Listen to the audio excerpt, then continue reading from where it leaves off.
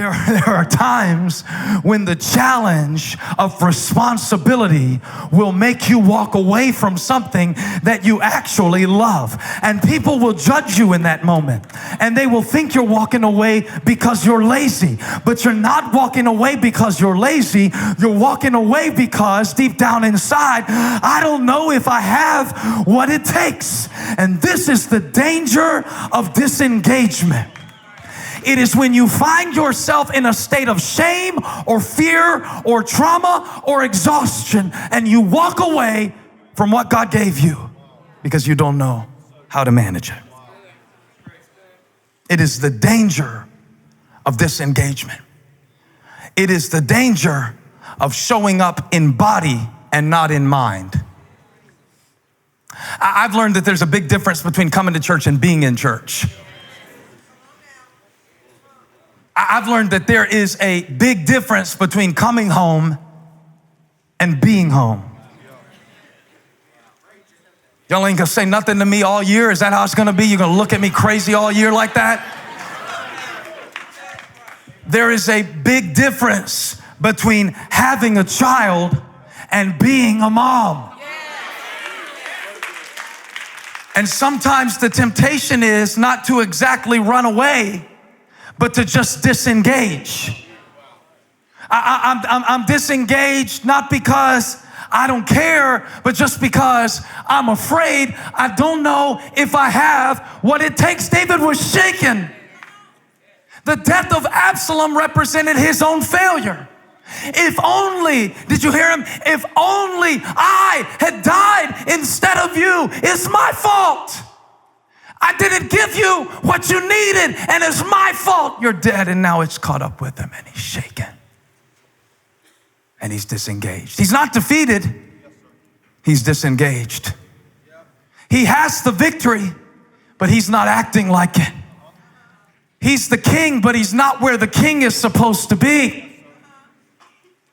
And see, he's lost his sense of passion because he's moved from his position. In ancient times, the cities were well guarded by gates. Now, David is in Mahanaim, which is not Jerusalem, the capital city. Absalom is there, and he's going to drive him out, but not yet. The first thing he has to do is relocate himself. Around the city are two gates. Everybody say two gates. Our theme for the new year is gates. So I want you to pay great attention right now. This is very important. In each city, there would be an outer gate that everybody saw. We all have one of those. We all have the outer gate that people see. It's our personality that we project into the world so people won't judge us, so we will appear successful. Then there is the inner gate. It's the second line of defense. We all have one of those too. It's our actions. Two gates. Two gates. Two gates. Two gates. Two gates. And the action happens, watch this, between the gates. The Bible does not say, put my verse up again, it's my theme verse, that David took his seat, it's verse 8, at the gate. It says that he got up and took his seat. What? Where? Now, up until this point, he's been near the gate, but he wasn't in it. He was in isolation above the gate, like a lot of us live our lives, watching events unfold, but not taking responsibility for our outcomes. When we live online in an ecosystem of pretension and narcissism and opinions, but don't really make a commitment to make a difference in the world, and we show up in the places that are most convenient to our ego, but refuse to confront the issues that sabotage our soul.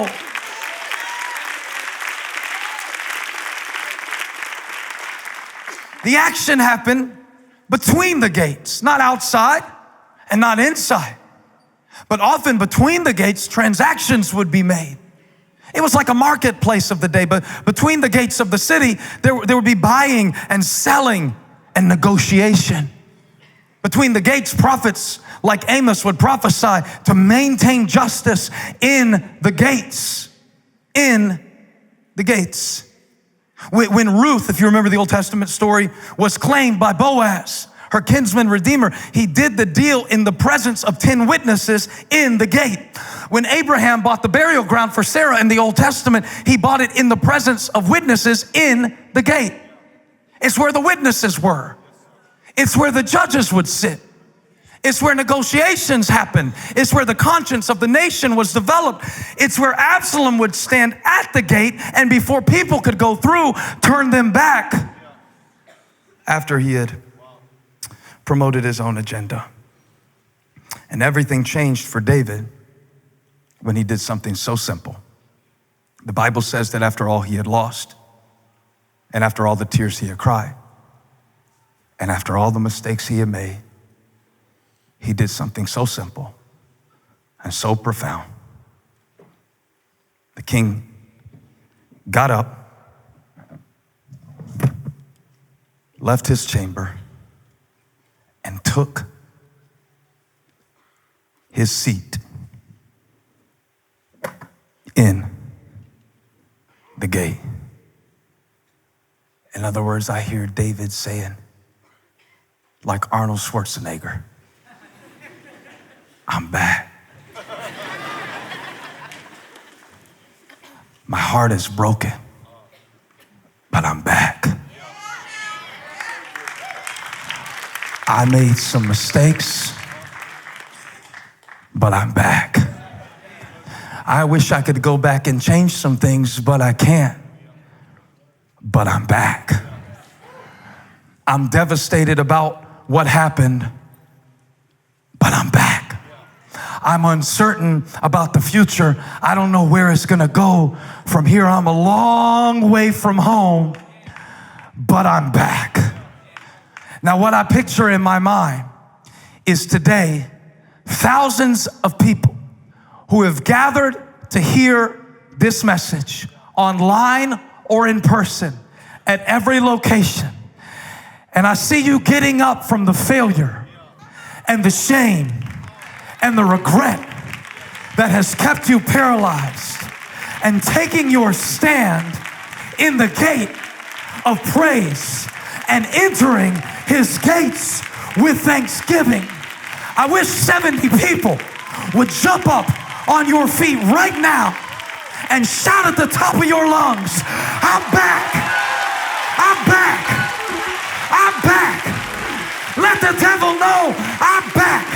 Let condemnation know I'm back.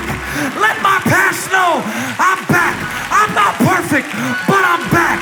I don't have it planned out yet, but I'm back. I don't know what tomorrow's gonna bring, but I'm back. High five everybody you can reach, tell them I'm back. I'm back in it. I'm back in it. I'm not gonna stand over my life blaming people for the next 20 years because of the last 20. Get thee behind me, Satan. I'm back.